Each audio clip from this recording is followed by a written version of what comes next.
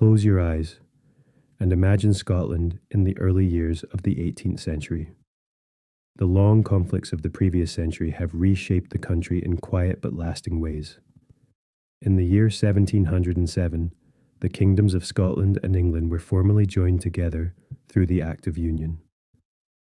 From that moment onward, Scotland would share a single parliament with England, seated far to the south in the city of London. For some, the union promised stability and economic opportunity. Trade could move more freely. Scottish merchants could access the growing markets of the wider British Empire. New roads and towns slowly began to develop. Yet for many others, the union felt like a loss. Scotland had once been an independent kingdom with its own crown and its own parliament. Now decisions affecting Scottish life were often made at great distance. In the Highlands especially, life remained largely unchanged by political agreements signed in distant cities. Communities were shaped by clan loyalty, ancient traditions, and the rhythms of farming and seasonal movement. Chiefs held authority not only as landowners, but as leaders whose families had guided their people for generations. Across the glens and mountains, Gaelic language and culture continued to flourish. But tensions were quietly growing.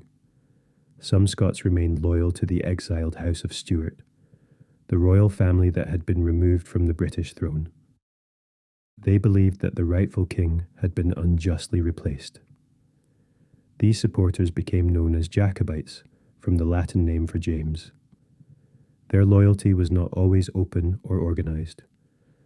Often it existed as a shared feeling, spoken of in private conversations, or expressed in songs and stories passed quietly from one generation to the next. Meanwhile, the British government worked to strengthen its control across Scotland. Garrisons were established, roads were improved to allow faster movement of troops, and alliances were built with clan leaders who supported the new political order. For a time, the country seemed to exist in a delicate balance, peaceful on the surface, yet carrying within it the memory of older loyalties and unresolved questions about who should rule. It was into this uncertain landscape that a young prince would soon arrive.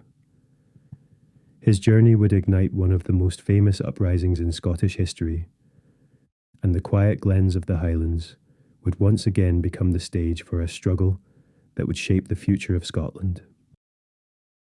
In the summer of the year 1745, a small ship appeared along the western coast of Scotland. On board was a young man whose arrival would soon change the course of Scottish history. His name was Charles Edward Stuart.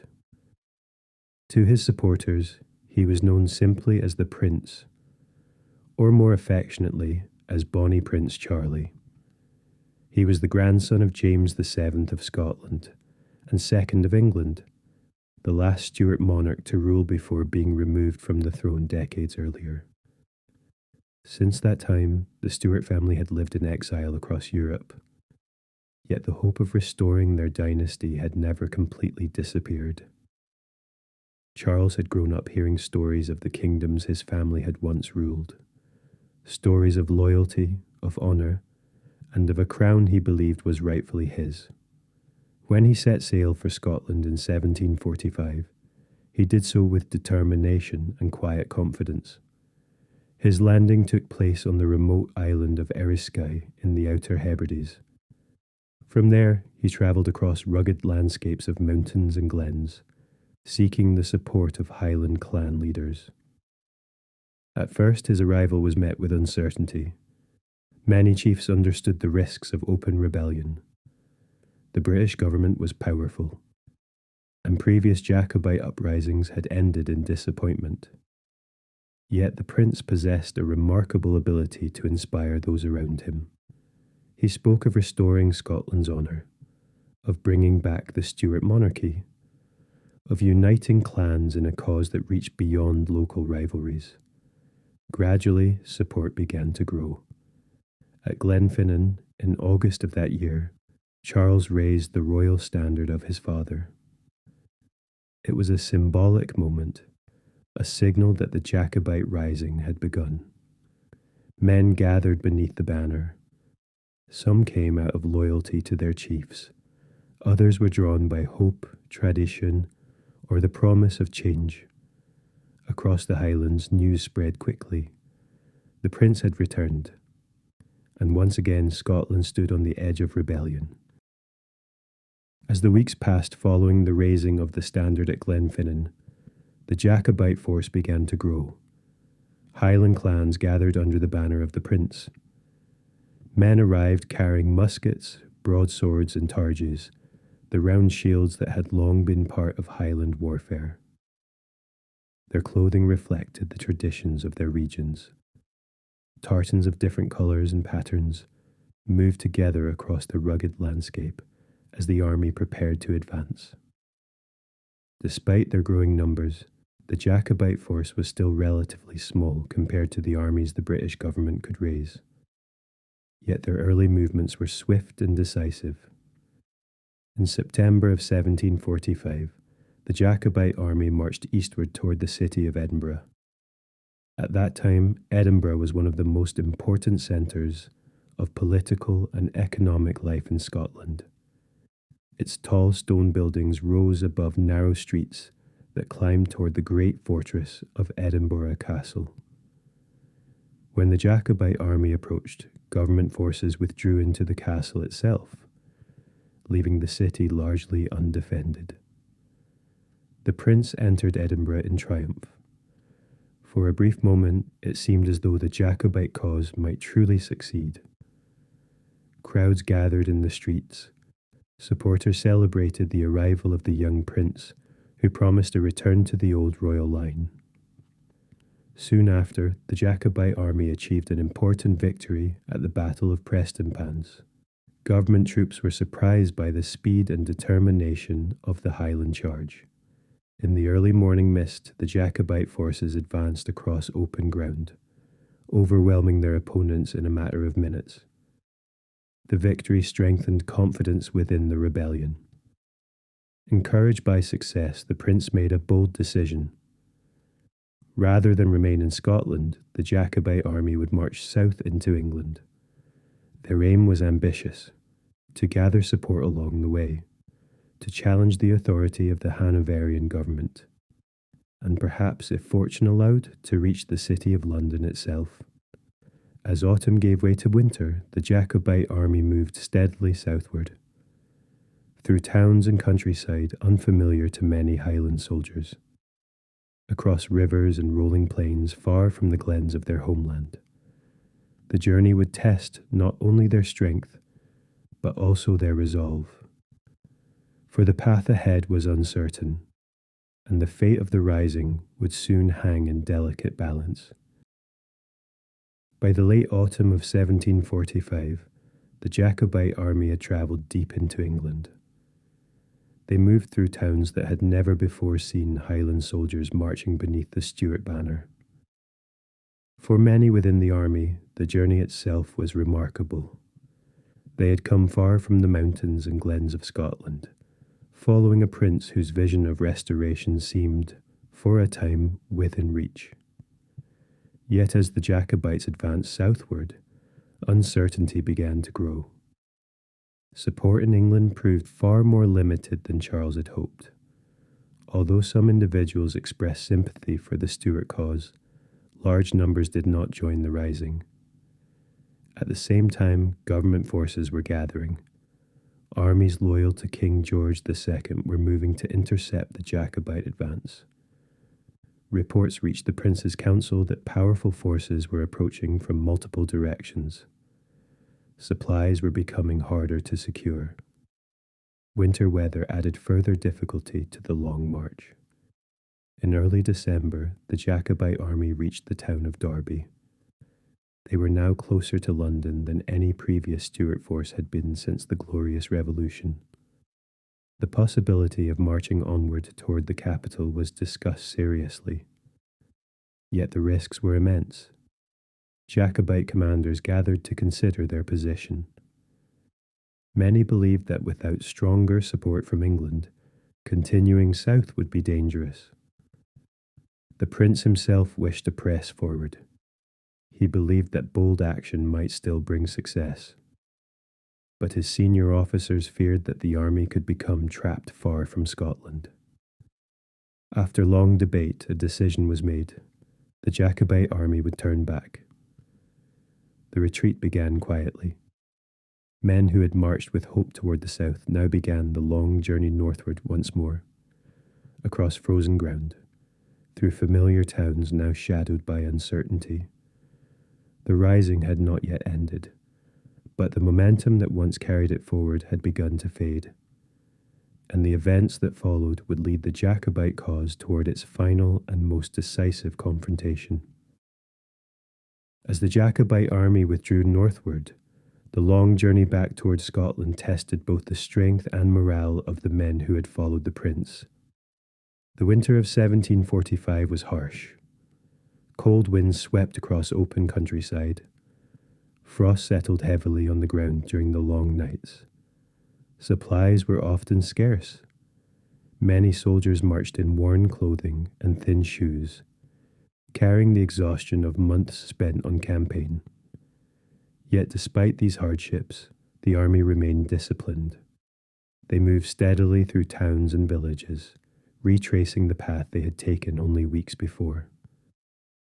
For some, the retreat brought disappointment. The dream of reaching London and restoring the Stuart monarchy now seemed more distant. But the rising was not yet over. When the Jacobite forces crossed back into Scotland, they were still capable of resistance. In January of 1746, they achieved another victory at the Battle of Falkirk Muir. Government troops were once again driven from the field. The win offered a brief renewal of confidence, yet beneath the surface, deeper challenges remained. The British government continued to strengthen its military response. Well-trained regiments moved north under experienced commanders. Roads built in previous decades now allowed government forces to travel more quickly across the Highlands. At the same time, divisions began to appear among the Jacobite leadership. Questions arose about strategy, about supplies, about whether the army should continue fighting in open battle or attempt a more defensive approach. Meanwhile, the prince remained determined to continue the campaign. He believed that another decisive victory might still change the course of events. As the weeks passed, the Jacobite army gathered near Inverness. The surrounding countryside was bleak and exposed. Wide moorlands stretched across the landscape, offering little natural protection. It was here that the final confrontation would take place, on a field known as Culloden. On the morning of the 16th of April, in the year 1746, the Jacobite army assembled on the wind-swept moor of Culloden. The ground was damp and uneven. Cold rain had fallen during the night. Many of the soldiers were already exhausted after weeks of movement and limited supplies. Across the open field, government forces prepared their own formations. They were well equipped and organized. Their commanders had studied the tactics that Highland fighters had used in earlier battles. They were determined to bring the rising to an end.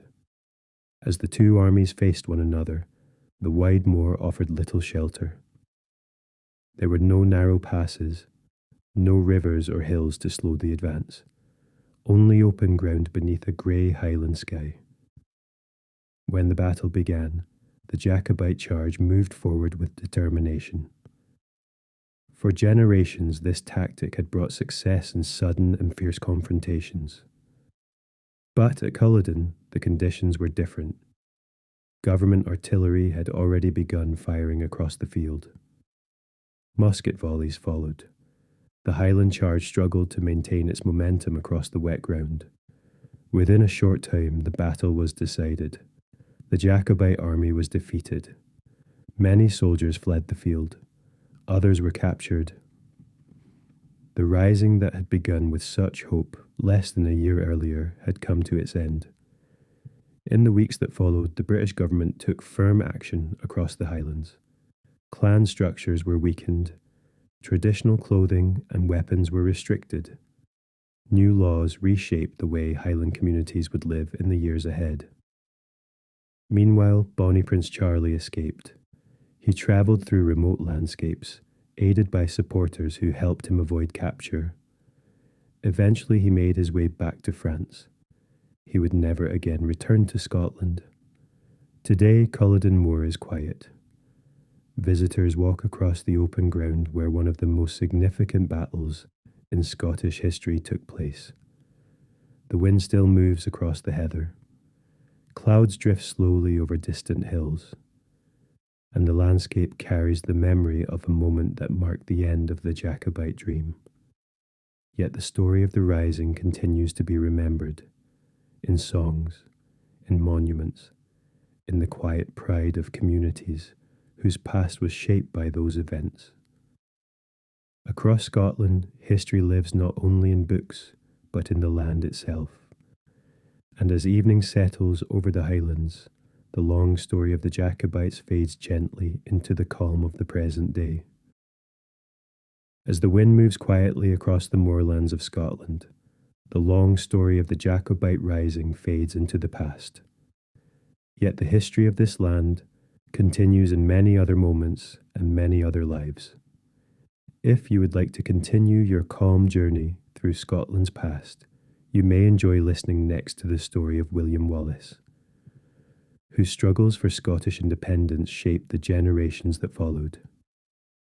You can allow the story to continue now and simply rest as the next chapter begins.